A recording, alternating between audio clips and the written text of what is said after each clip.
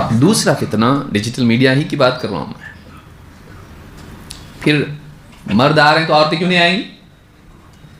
ہاں، پھر عورتیں بھی آنا شروع ہو جائیں، کوئی بغیر حجاب کے اور کوئی حجاب کے ساتھ میں.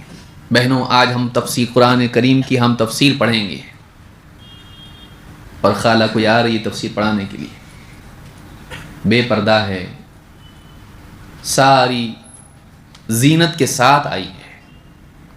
کوئی پردہ کر کے آئی ہے، آنکھیں کھلی ہیں، لیکن آنکھیں ہی کافی ہیں اس کی. بات کا انداز ایسا کہ دل میں اتر جائے، بات نہیں وہ خود.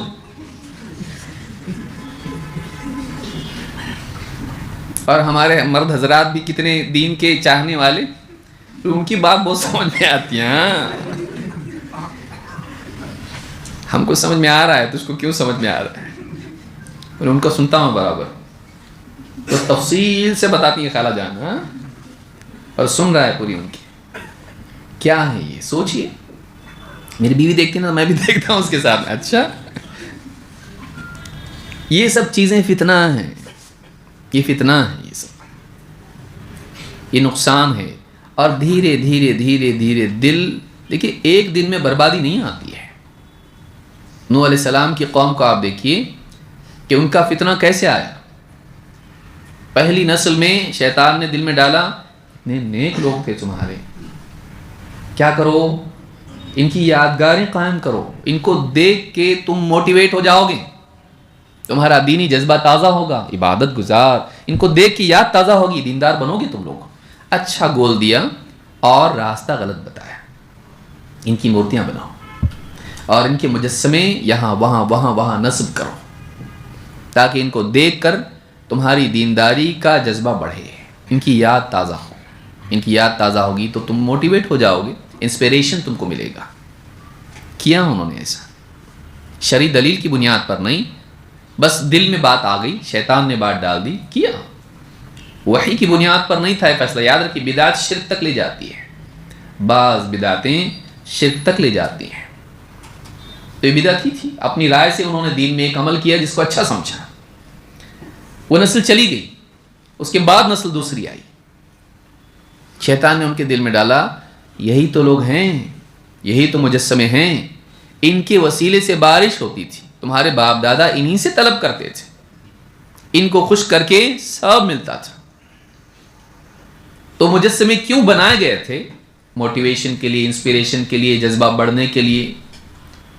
وہ نسل چلی گئی تو ان کے ساتھ اس کی علت بھی چلی گئی، وجہ بھی چلی گئی کیوں بنائے تھے. عمل باقی رہ گیا لیکن اس کی وجہ چلی گئی.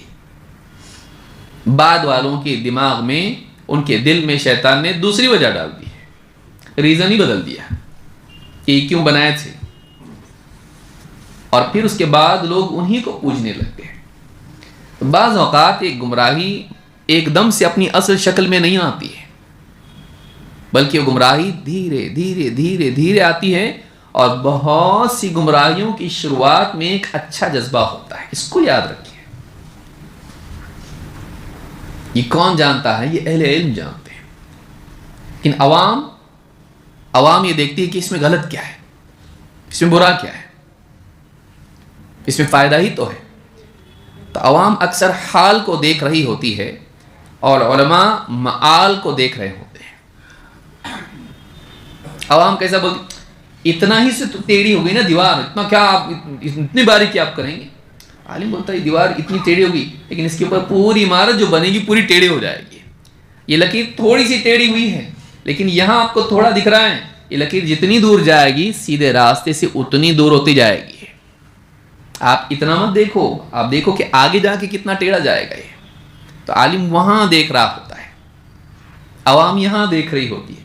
1 انچ تو ہے نا، ہاں عالم بولتا ہے، لیکن 1 انچ آگے جا کے کلومیٹر ہو جائے گا، یہ آگے جا کے بہت دور نکل جائے گا.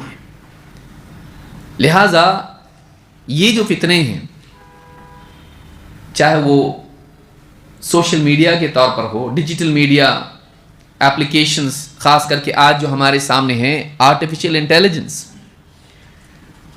یوٹیوب ہے یا اس طرح کے جتنے بھی پلیٹ فارمز ہیں، فی نفسی ہی ان سب کو حرام کہنا ہم نہیں جانتے کسی نے کہا، لیکن یہ کہ ان کے استعمال میں اتنا زیادہ آگے بڑھ جانا کہ ہم علماء کا متبادل اس کو بنا لیں، یہ بھیانک ہے۔ تو یہ بات جو میں نے کہی خاص طور سے جیسے چیٹ جی پی ٹی ہے یا اس طرح کی جتنی اپلیکیشنز یا جو بھی وسائل ہیں، ان کو عالم کا بدل سمجھ لینا صحیح نہیں ہے۔ علماء کی ضرورت آج بھی ہے، کل بھی تھی اور کل بھی رہے گی۔ دین کے سیکھنے سمجھنے کے لیے ہم کو اہل علم کی طرف رجوع کرنا چاہیے، صرف اس طرح کی ٹیکنالوجی کی طرف نہیں۔ اور جو واقعی لوگ بھی کسی پلیٹ فارم پہ ہم کو دین کی بات بتا رہے ہیں، اس میں بھی ہم کو دیکھنا چاہیے کہ کون معتبر ہیں کون معتبر نہیں ہے۔